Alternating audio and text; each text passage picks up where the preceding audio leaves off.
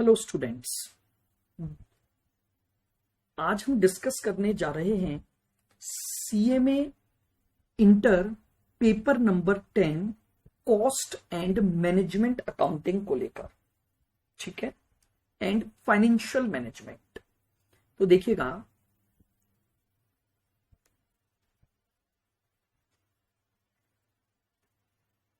Group 2 उसका हमारा है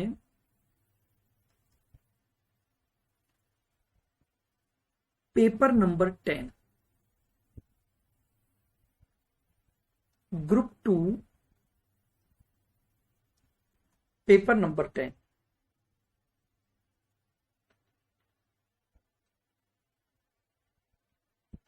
cost and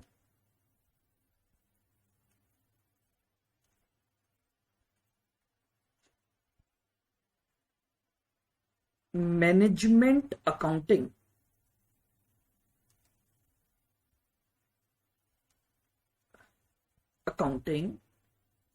and financial management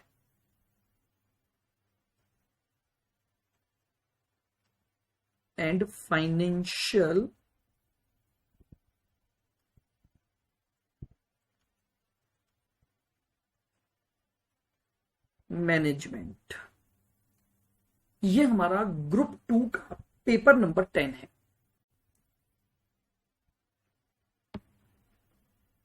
देखिएगा, अगर हम मार्क्स डिस्ट्रीब्यूशन की बात करें तो ये में हमारा जो पार्ट ए है वो है कॉस्ट एंड मैनेजमेंट अकाउंटिंग से रिलेटेड, जो कि आपका 50 मार्क्स का पार्ट है। और फाइनेंशियल मैनेजमेंट जो है आपका, वो इसका पार्ट बी है, जो आपका 50 मार्क्स का है। 50 मार्क्स के दो पार्ट हमें इस पेपर नंबर 10 में पढ़ने हैं। पार्ट ए कॉस्ट अकाउंटिंग से रिलेटेड है और पार्ट बी हमारा जो है वो फाइनेंशियल मैनेजमेंट से रिलेटेड है।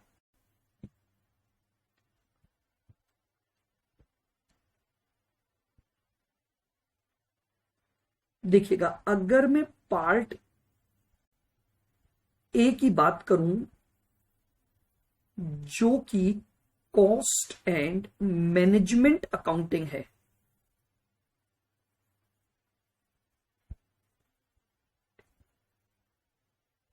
कॉस्ट एंड मैनेजमेंट अकाउंटिंग, ठीक है, जिसको कि हम बात कर रहे हैं 50 मार्क्स के लिए। इसमें हमें क्या क्या कंटेंट पढ़ने हैं?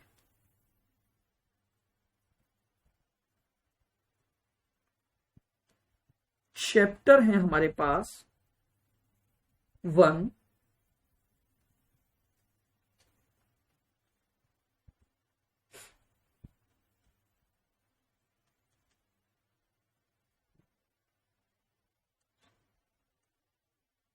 Introduction of cost and management accounting.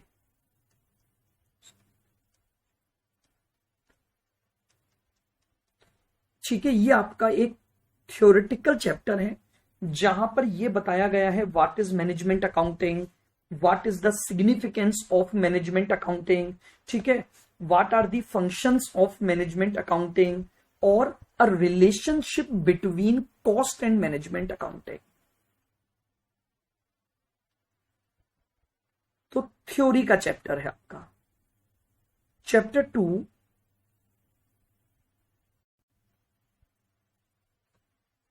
Marginal costing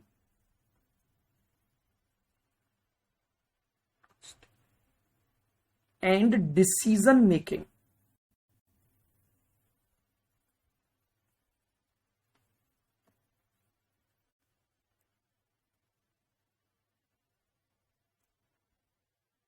ये आपका एक और चैप्टर है, marginal costing and decision making.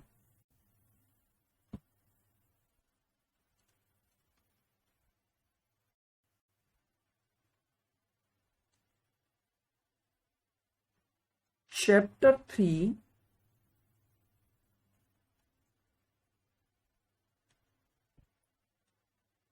Transfer pricing. Chapter 3 यहां पर है transfer pricing.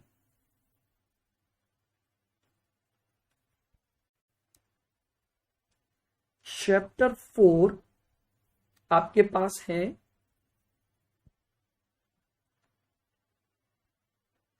Budget and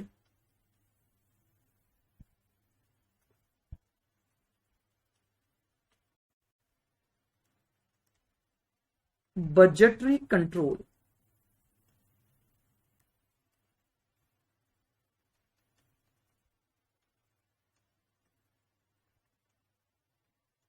chapter 5 है आपके पास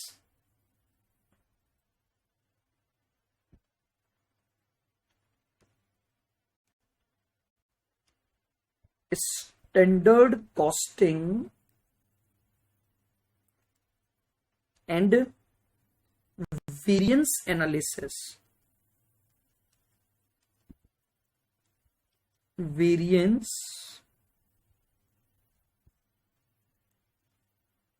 एनालिसिस।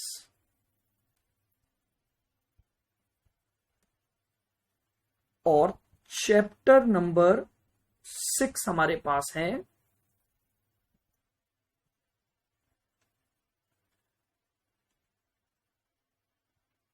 Learning curve. ये लीजिए, ये हमारा पार्ट ए है कॉस्ट एंड मैनेजमेंट अकाउंटिंग, जो कि 50 मार्क्स का है, जिसमें ये टॉपिक थ्योरेटिकल एस्पेक्ट को लेकर है और बाकी सारे जो चैप्टर हैं वो हमारे प्रैक्टिकल है। तो यानी यहां पर 50 मार्क्स के लिए हमें केवल 5 से 6 चैप्टर ही पढ़ने हैं। बताइए, लिख लिया सभी ने? ये आपका पार्ट ए जो कि 50 मार्क्स का है, उस पर हम बात कर रहे हैं।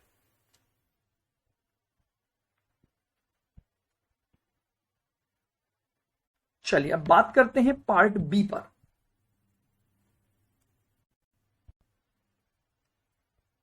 Part be financial management.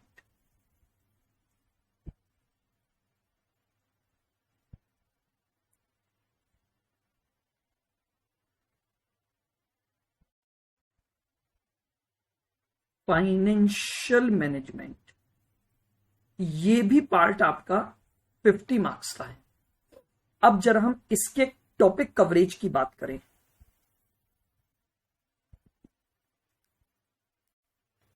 Chapter 1 introduction to financial management.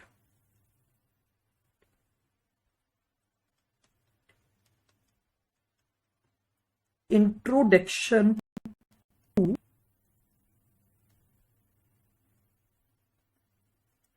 Financial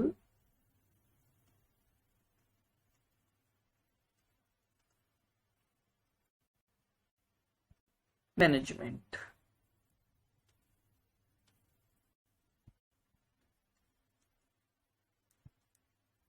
chapter number 2 ratio analysis.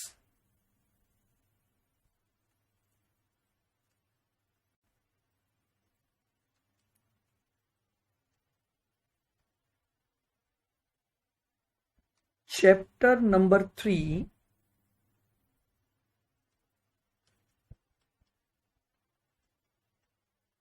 Fund flow analysis. Fund flow analysis.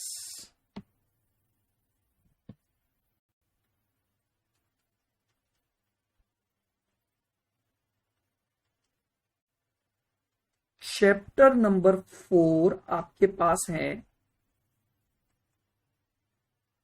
Cash flow analysis. Cash flow analysis.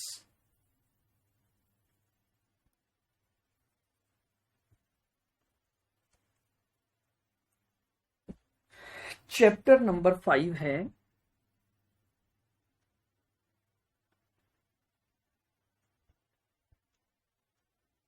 Working capital management.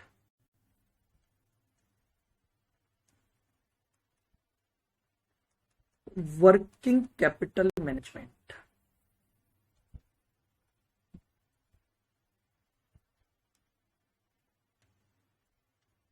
Chapter 6 हमारे पास है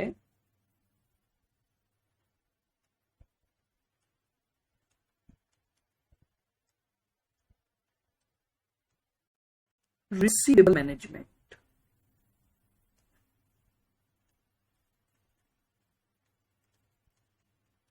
receivable management.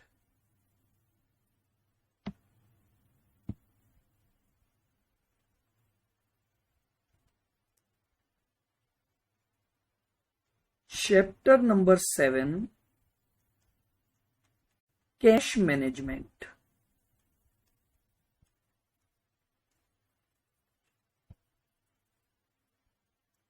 Cash management.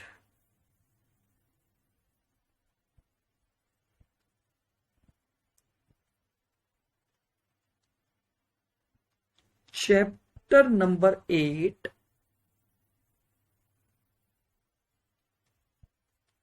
Cost of capital.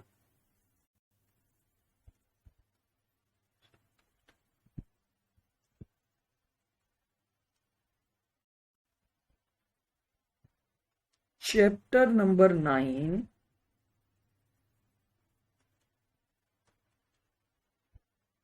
Capital structure.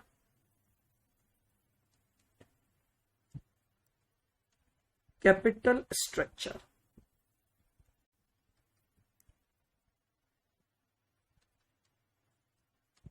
Chapter number 10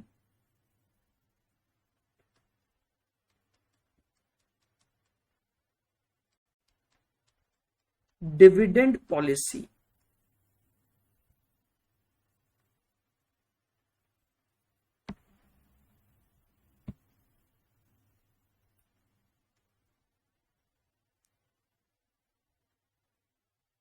chapter number 11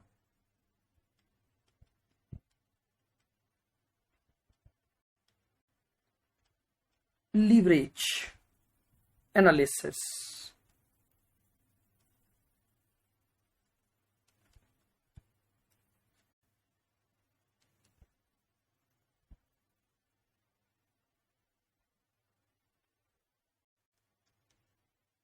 chapter number 12 EBIT EPS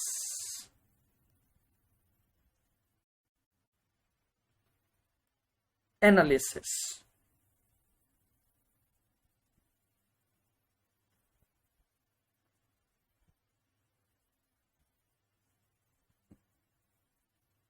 chapter number 13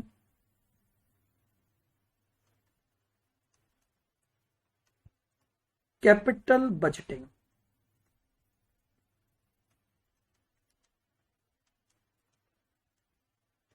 chapter number 13 आपके पास है capital budgeting. और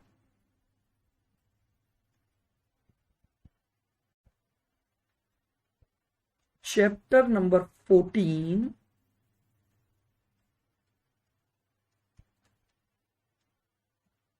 inventory management.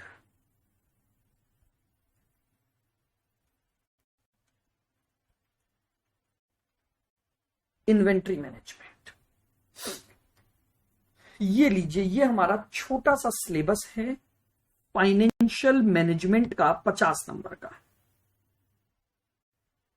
Cost accounting 50 number 6 chapter. Management accounting 50 number 14 chapters. इसका मतलब जो financial management है उसमें हमें कुछ ज्यादा टॉपिक करने हैं। ठीक है, चैप्टर ये आपको भले ही बहुत सारे दिखाई दे रहे हो, बट इसमें से कुछ चैप्टर बहुत छोटे हैं और बहुत आसान तरीके से होने वाले हैं। बट ठीक है, कोर्स कंटेंट जो है वो आपका ये है क्या सभी जनों ने कोर्स कंटेंट नोट डाउन कर लिया है? फाइनेंशियल मैनेजमेंट 50% मार्क्स में हमें ये चीजें पढ़नी है।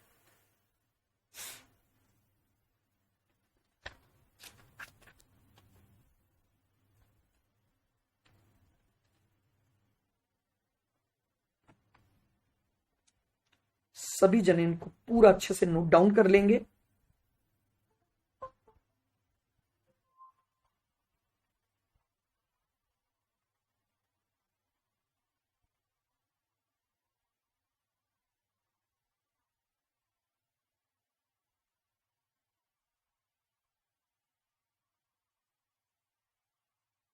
चलिएगा,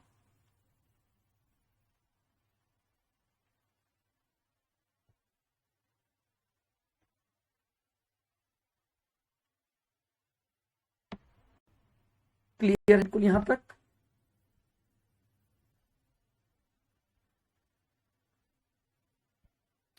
चलिए,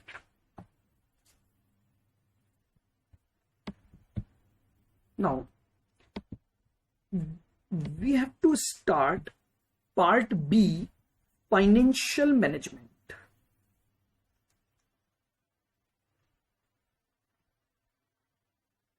Part B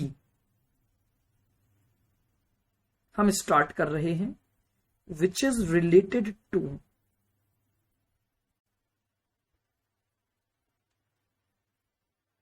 financial management.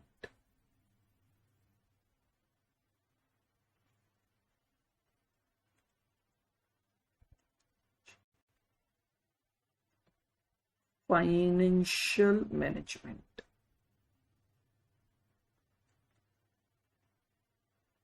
ठीक है, अच्छा, चैप्टर स्टार्ट करने से पहले जरा हम फाइनेंशियल मैनेजमेंट की टर्म्स पर बात करते हैं। देखिएगा, फाइनेंशियल मैनेजमेंट दो टर्म्स से मिलकर बना है। फाइनेंशियल का मतलब होता है मनी रिलेटेड, मनी रिलेटेड यानी फाइनेंस से रिलेटेड। ठीक है, तो फाइनेंस से रिलेटेड का मतलब हो गया मनी रिलेटेड, और मैनेजमेंट का मतलब होता है डिसीजन मेकिंग।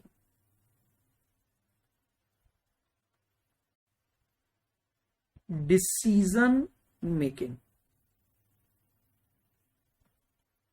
लीजिएगा, ये जो दो टर्म्स हम यूज कर रहे हैं, फाइनेंशियल मैनेजमेंट, ये बेसिकली क्या है?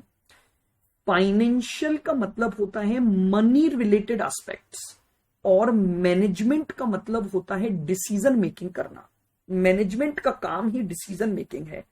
तो अगर मैं इन दोनों टर्म्स को जोड़ दूं तो इस सब्जेक्ट का समराइज नाम आपको पता लग गया कि फाइनेंशियल मैनेजमेंट में हम मनी रिलेटेड डिसीजंस लेने वाले हैं।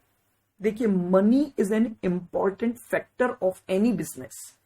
मनी जो है वो हर बिजनेस का एक इंपॉर्टेंट फैक्टर है, और उस मनी को लेकर हमें कई तरह के डिसीजन लेने पड़ेंगे। तो बेसिकली जब भी मैं टर्म फाइनेंशियल मैनेजमेंट की बात करूंगा तो financial management reflect decision making related to money related concepts. Money के रिस्पेक्ट में जो डिसीजन मेकिंग लूंगा उसी को मैं क्या बोलूंगा? फाइनेंशियल मैनेजमेंट बोलूंगा। और आप देखेंगे कि इस सब्जेक्ट्स के चैप्टर में हम हर चैप्टर में कुछ डिसीजंस लेंगे जो मनी रिलेटेड डिसीजंस होने वाले हैं। तो ये तो हुआ इसका इंट्रोडक्शन पार्ट। आइए,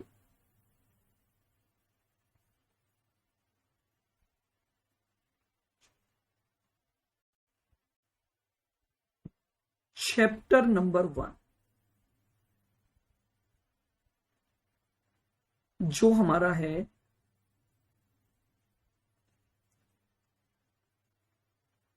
वर्किंग कैपिटल मैनेजमेंट।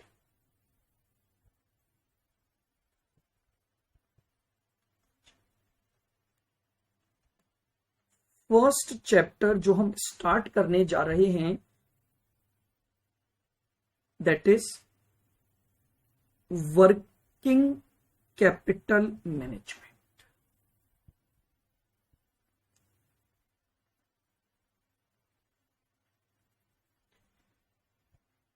देखिएगा,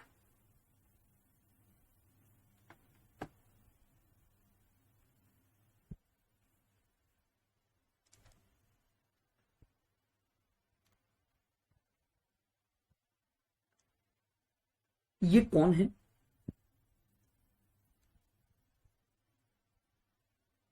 ये है मिस्टर राम।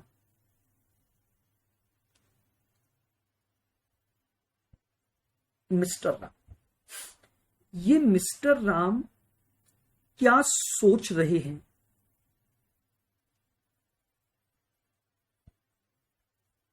मिस्टर राम कुछ सोच रहे हैं। ये सोच रहे हैं एक बिजनेस के रेस्पेक्ट में।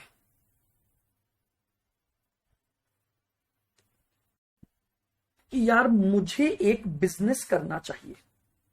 अब आप सभी जानते हैं कि अगर आप बिजनेस करते हैं, बहुत ध्यान से सुनना, अगर आप बिजनेस करते हैं तो बिजनेस को करने के लिए आपको कैपिटल चाहिए। Every business need some capital. मानते हैं ये बात कि अगर आपको कोई भी बिजनेस करना है तो आपको उस बिजनेस को करने के लिए क्या चाहिए? कैपिटल चाहिए। तो यानी मैं क्या लिख सकता हूं पॉइंट नंबर 1 में,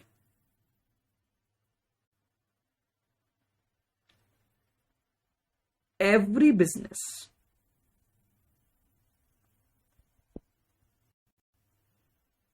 need capital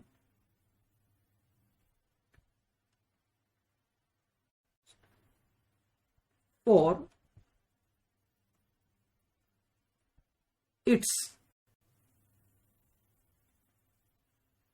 smooth running.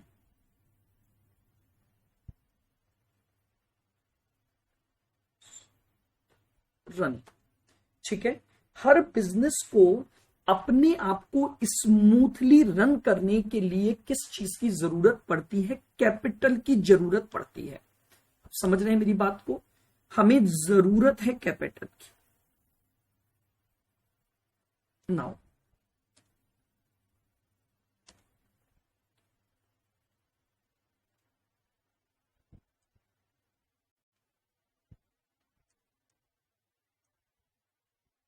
every business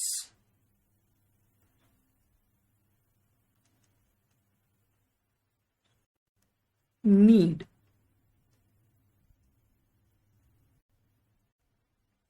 two types of capital. Two types of capital. Her business को दो तरह की कैपिटल की जरूरत पड़ती है।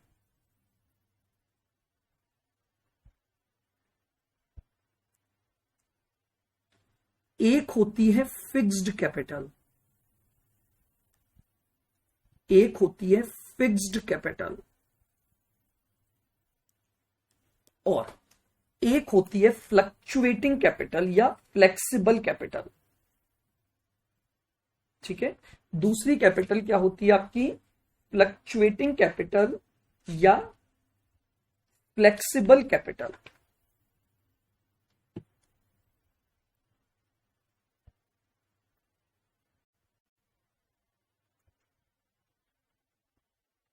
फ्लेक्सिबल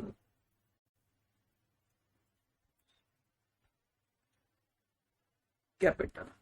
आपको अगर अपने बिजनेस को रन करना है तो आपको दोनों तरह की एप्रोप्रिएट कैपिटल चाहिए।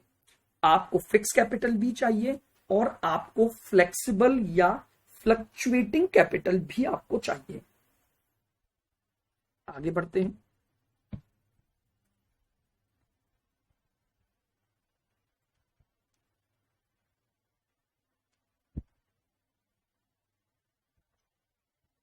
Fix capital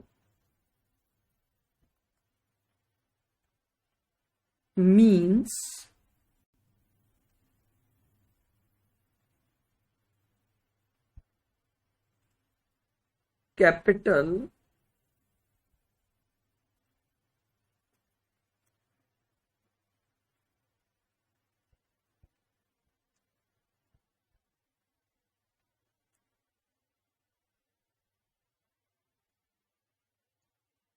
capital permanently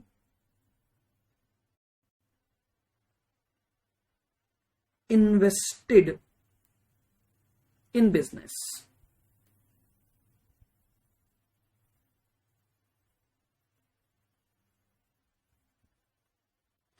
fix capital उस कैपिटल को बोला जाता है जो आपके बिजनेस में परमानेंटली इन्वेस्टेड है. This capital never be withdrawn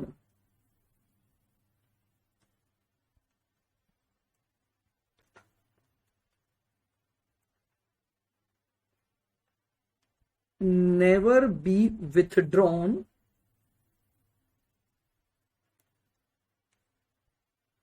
from business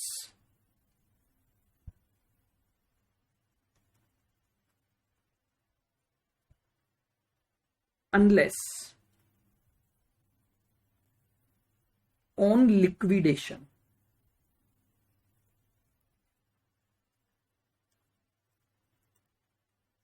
क्या आपको मेरी बात समझ आ रही है? फिक्स कैपिटल हमारे बिजनेस की ऐसी कैपिटल है जो हमने एक बार लगा दी तो परमानेंटली वो हमारे बिजनेस में रहेगी जब तक कि हमारे बिजनेस का लिक्विडेशन या वाइंडिंग अप नहीं हो जाता है, तब तक वो कैपिटल हम विथड्रॉ नहीं करते हैं.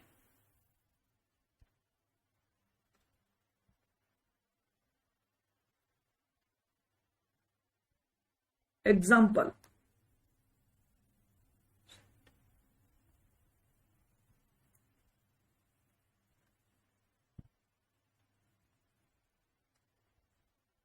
इन्वेस्टमेंट इन बिल्डिंग.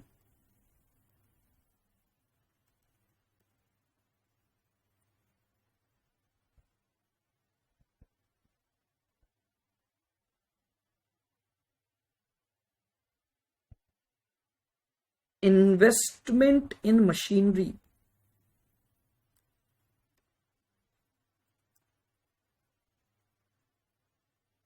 समझ रहे हैं?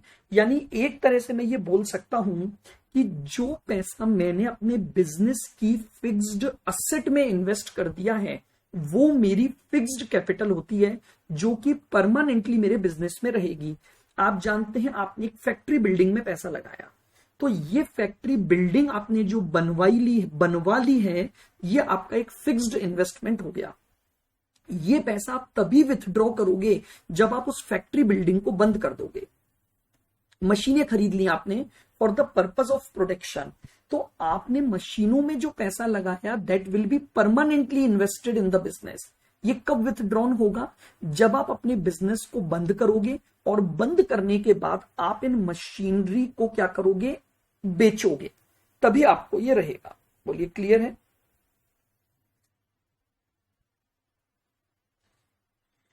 तो परमानेंट कैपिटल या फिक्स्ड कैपिटल वो कैपिटल होती है जो कि आप परमानेंटली अपने बिजनेस में रखते हैं.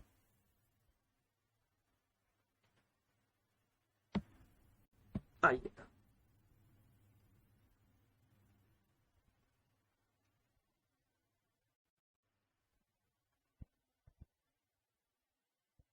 Flexible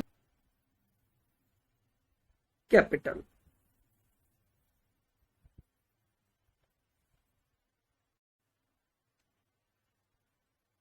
means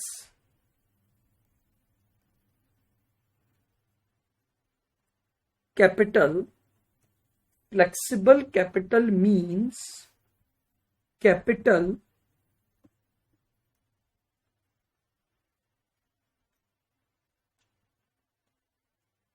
which is needed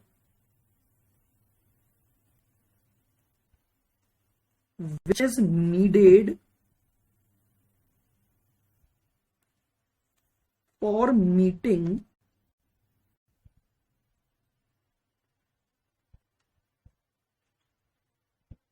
flexible capital means capital which is needed for meeting day to day requirement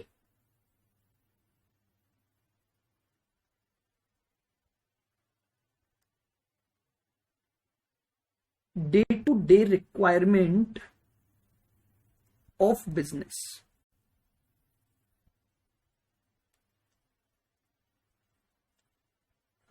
आइए, फ्लेक्सिबल कैपिटल का मतलब है या फ्लक्चुएटिंग कैपिटल का मतलब है वो कैपिटल जो हमारी बिजनेस के डे टू डे रिक्वायरमेंट के लिए, ठीक है, फ्लेक्सिबल कैपिटल का मतलब है वो कैपिटल जो आप अपनी डे टू डे बिजनेस की रिक्वायरमेंट के लिए आपको चाहिए।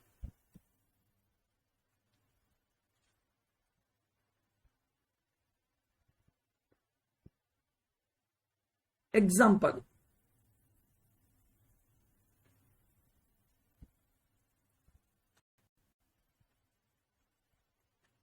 Payment to creditors,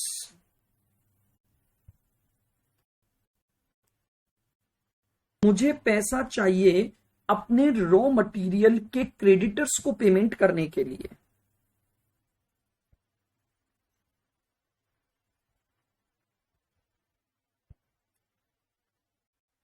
salary paid to workers, मुझे पैसा चाहिए अपने वर्कर्स को पेमेंट करने के लिए।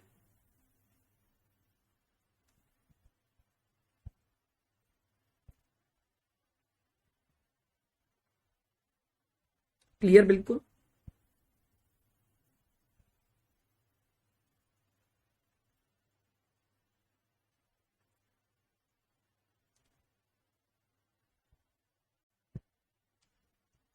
Flexible capital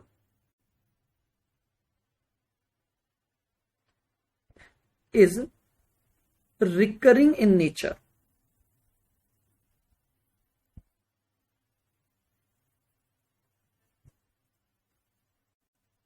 Recurring in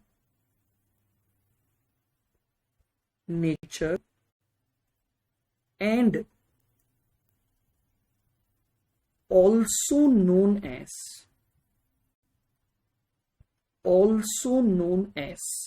working capital of business. Working capital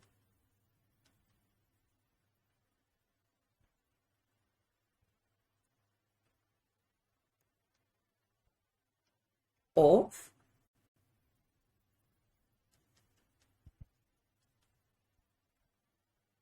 business. लीजिए, flexible capital basically recurring in nature होती है। जानते हो रिकरिंग इन नेचर का मतलब क्या है? रिकरिंग नेचर का मतलब होता है ऐसे खर्चों को करने के लिए पैसे की जरूरत होना जो कि डेली बेसिस पर होते हैं। उन सभी खर्चों के लिए भी मुझे कैपिटल चाहिए और उस कैपिटल को मैं क्या बोलता हूं? वर्किंग कैपिटल बोलता हूं, या फ्लेक्सिबल कैपिटल, या शॉर्ट टर्म कैपिटल, ठीक है, या टेम्परेरी कैपिटल। बहुत सारे नाम हैं, flexible capital, working capital, short term capital या टेम्परेरी कैपिटल। ये सारा वो पैसा है जो मुझे मेरे day to day business activity या day to day requirement of the business के लिए चाहिए, और इसी कैपिटल को मैं क्या बोलता हूं? वर्किंग कैपिटल बोलता हूं।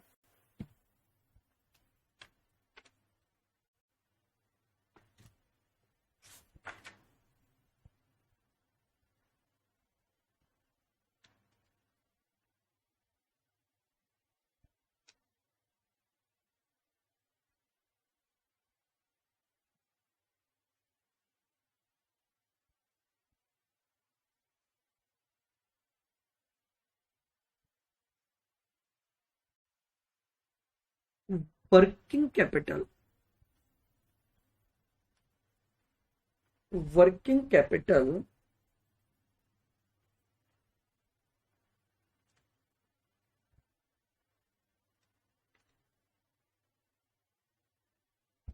fluctuate from time to time, from time to time,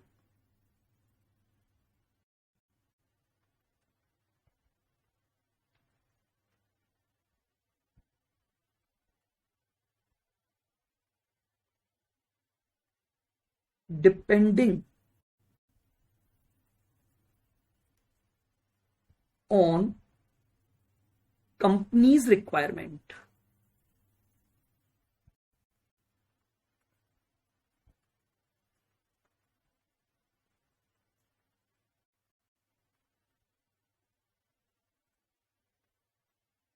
Working capital fluctuate from time to time depending on company's requirement.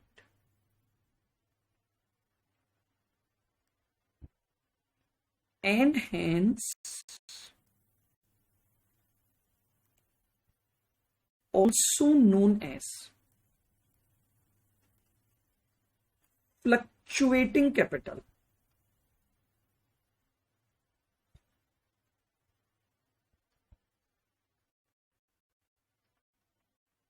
Fluctuating capital, इसलिए इसे क्या बोला जाता है? फ्लक्चुएटिंग कैपिटल भी बोला जाता है।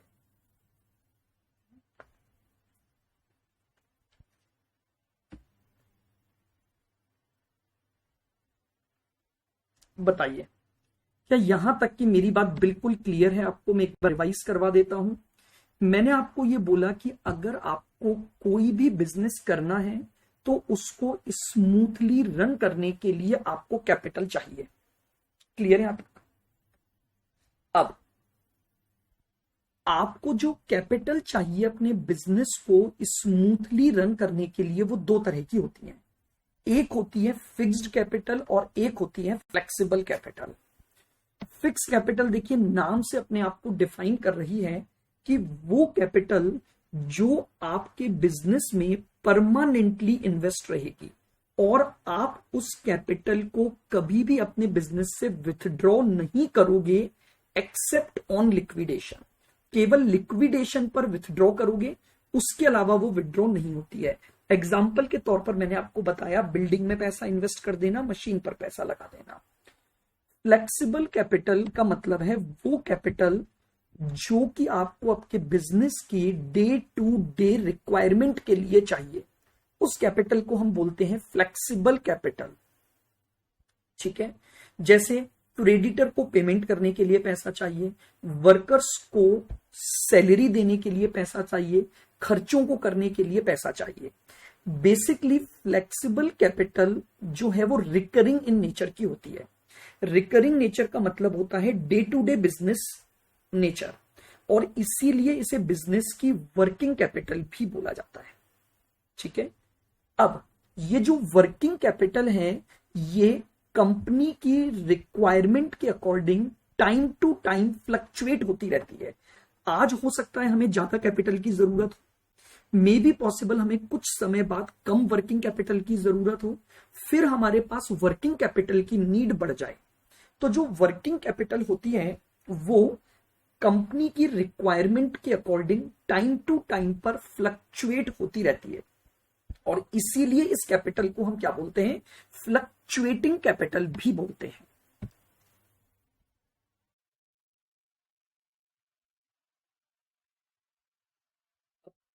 डेफिनेशन क्लियर है तो जरा अपन इसको एक बेसिक डायग्राम के थ्रू देखते हैं।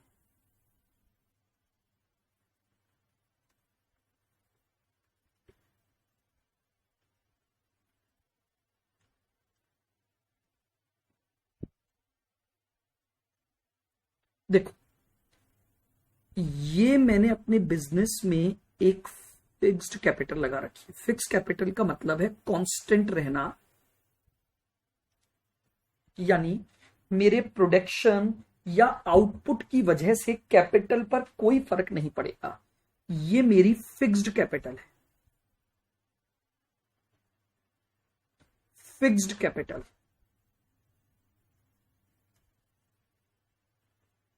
या जिसको मैं बात करूं तो ये मेरी क्या बन गई, परमानेंट कैपिटल बन गई। ठीक है। और अगर मैं वर्किंग कैपिटल पर बात करूं,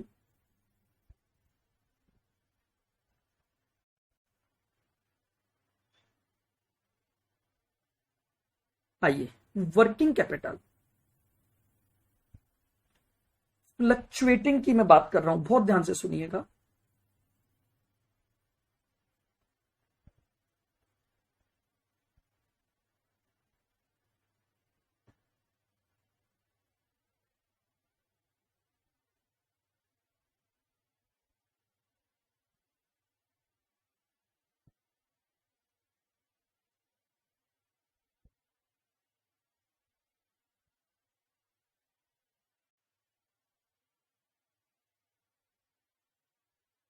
ये लीजिए, ये मेरे पास हो गई फ्लक्चुएटिंग कैपिटल। ये तो क्या है, फिक्स्ड कैपिटल, और ये मेरे पास है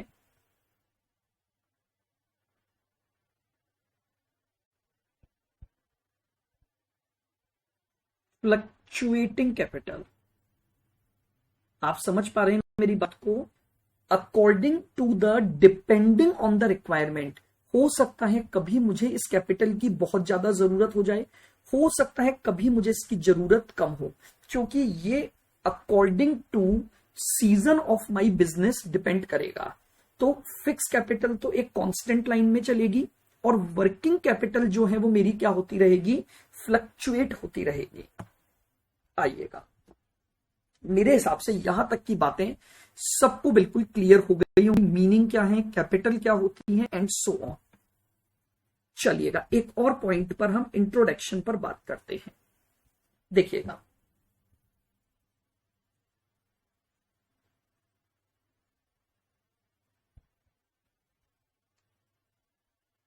working capital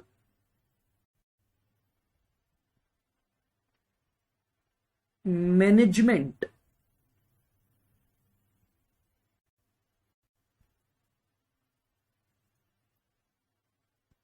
working capital management means decision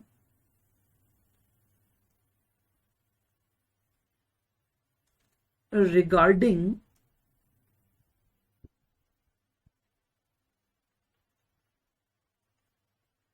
decision regarding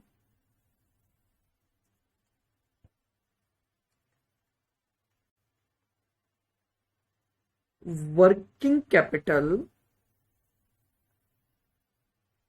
requirement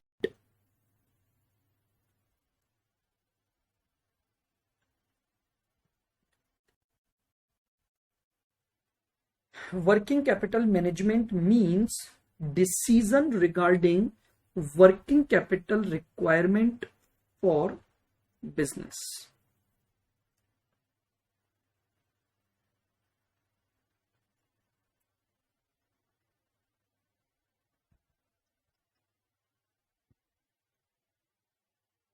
Business.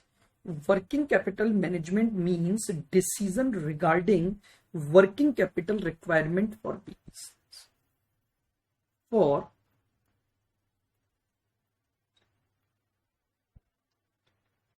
smooth running of business,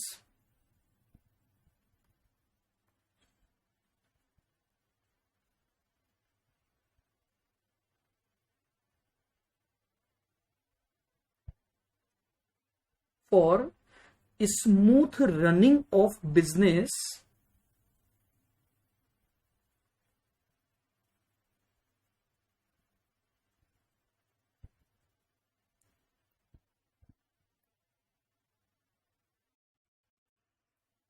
working capital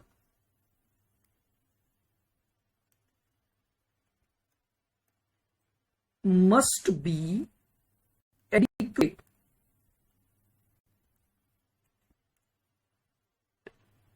must be adequate. किसी भी बिजनेस में अगर आपको स्मूथली रन करना है तो जो वर्किंग कैपिटल है वो आपकी एडिक्वेट होनी चाहिए।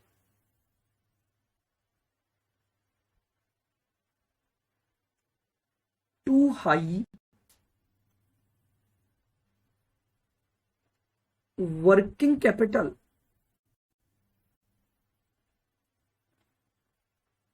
और low working capital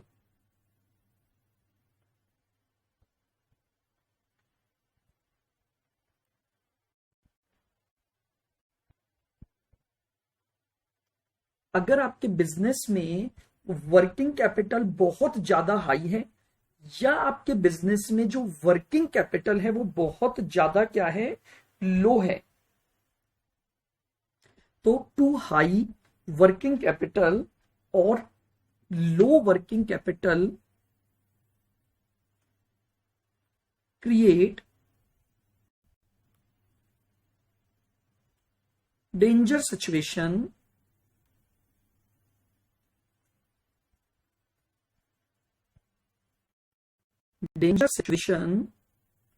for business.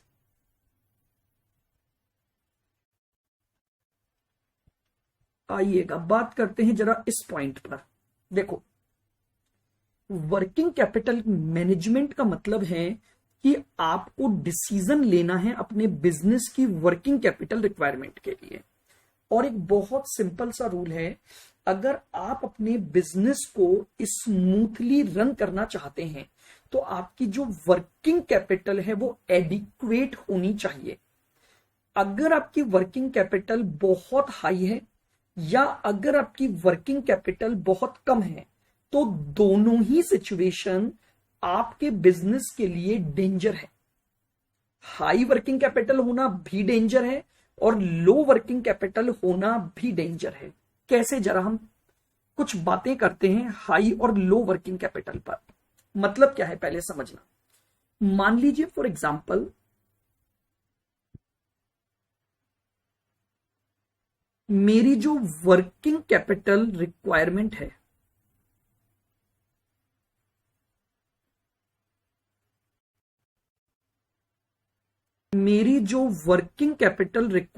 है मान लो वो 2 लाख रुपए है, ठीक है, लेकिन मैं सही तरीके से इसका एस्टिमेशन नहीं कर पाया। अब मैंने क्या किया, मैंने अपने बिजनेस की वर्किंग कैपिटल को 1,10,000 रख दिया, या मैंने सही एस्टिमेशन के अभाव में अपनी कैपिटल 3,20,000 रख दी। ठीक है, ये तो है लो, ये है हाई और ये है एडिक्वेट।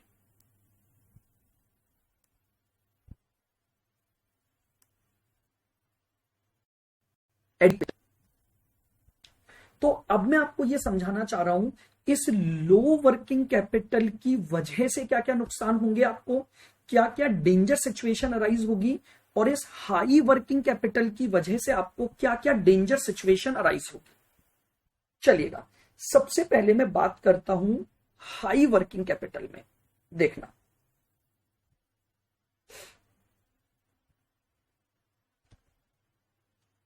तो देखिएगा,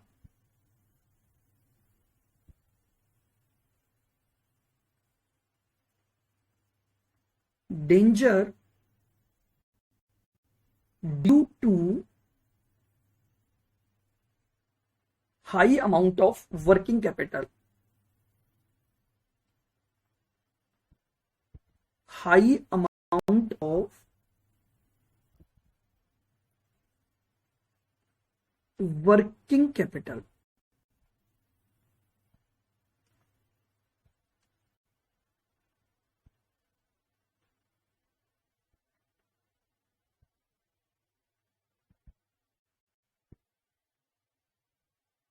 वर्किंग कैपिटल के बहुत ज्यादा होने की वजह से क्या नुकसान हो सकते हैं।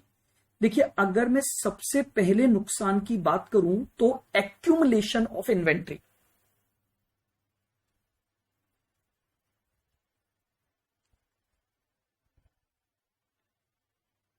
एक्यूमुलेशन ऑफ इन्वेंट्री, बताइए ऐसा होगा कि नहीं होगा? हमने बहुत ज्यादा हाई वर्किंग कैपिटल लगा दी, हमने बहुत ज्यादा रॉ मटेरियल खरीद लिया, तो इस वजह से हमारे पास इन्वेंट्री बढ़ जाएगी।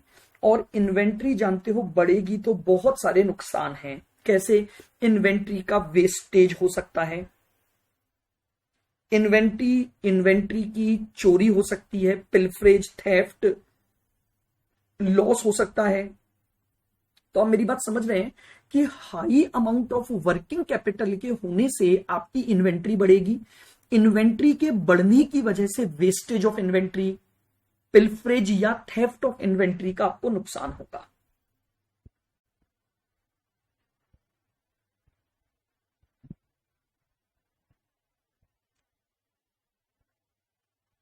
Funds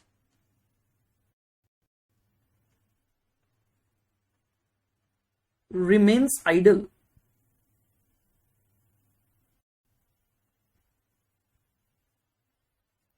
having no profit। समझिए, मुझे मेरे बिजनेस में 2 लाख की वर्किंग कैपिटल चाहिए थी और मैंने 320 की वर्किंग कैपिटल लगा दी। मुझे वर्किंग कैपिटल चाहिए थी 2 लाख की, मैंने लगा दी 320। तो इसका मतलब क्या हो गया कि मेरे पास आइडल फंड 120 पड़ा हुआ है। बोलो एग्री और नॉट? भाई बिजनेस को रिक्वायरमेंट तो 2 लाख की थी, 2 लाख से काम चल जाता, लेकिन मैंने गलत एस्टिमेशन किया और मैं 320 पर उसको ले आया। तो ऐसा होने से क्या हुआ कि ये जो 1,20,000 का फंड आइडल है ये बेकार हो गया। अगर ये पैसा यहां न होता तो कहीं ना कहीं मुझे कुछ प्रॉफिट जनरेट करके देता, बट अब क्या हुआ, ये फंड आइडल पड़े हुए, किसी भी प्रकार का कोई प्रॉफिट अर्न करने में मदद नहीं कर रहे हैं। बताइए, क्या आपको लगता है ये 2 बहुत बड़ी समस्याएं हैं high amount of working capital का?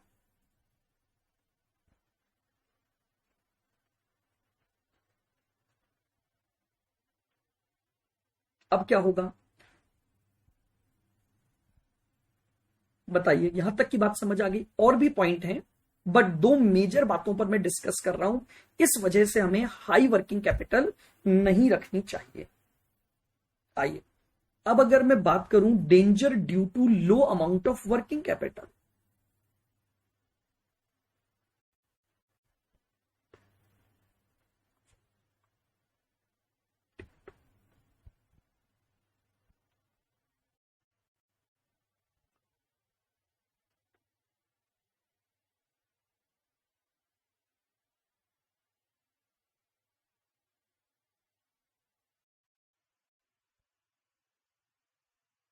Danger due to low amount of, आप खुद सोच सकते हैं, मुझे मेरे बिजनेस में डे टू डे ऑपरेशन करने के लिए 2 लाख रुपए चाहिए थे, लेकिन मैंने अपने पास केवल 1,10,000 रुपए का इन्वेस्टमेंट कर रखा है इन वर्किंग कैपिटल। क्या क्या समस्याएं हो जाएंगी? पहली समस्या क्या होगी बताइए?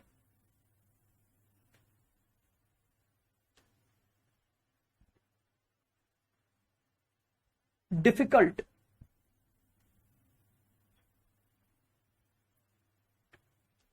To implement, difficult to implement plans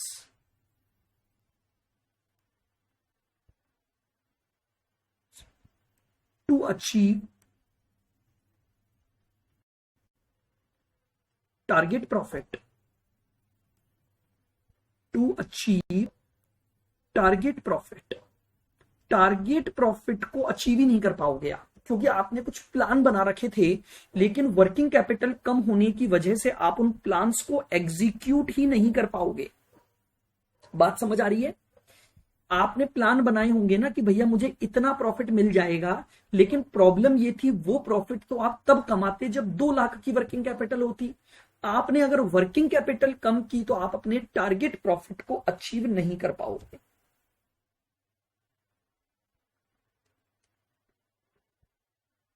firm is not able to maintain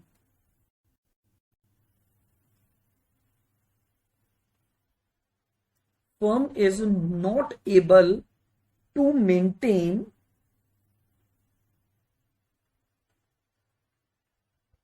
day to day firm is not able to maintain day to day obligations।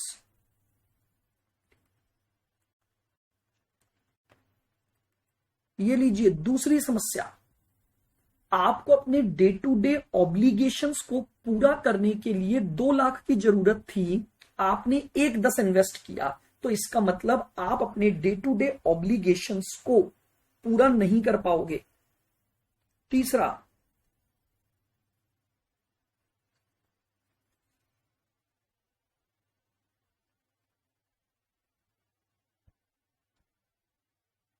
और क्या फर्क पड़ सकता है लो अमाउंट ऑफ वर्किंग कैपिटल से?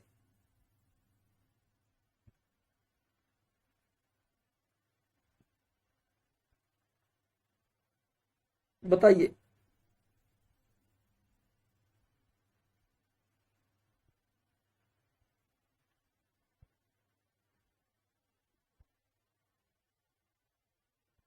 Firm is unable firm is unable to undertake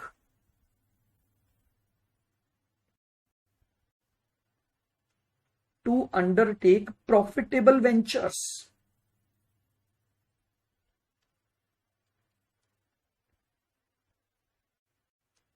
profitable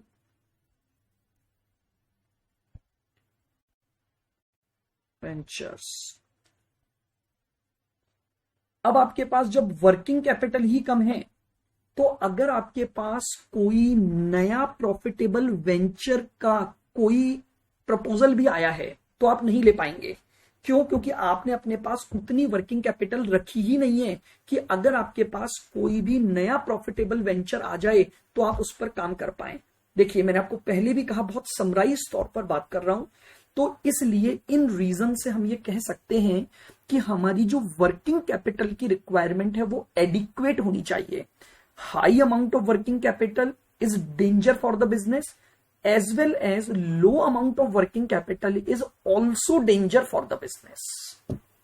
ये लीजिए, ये मैंने आपको थोड़ा सा इंट्रोडक्शन दे दिया इस चैप्टर का। मैनेजमेंट ऑफ वर्किंग कैपिटल का इंट्रोडक्शन पार्ट हमने किया है।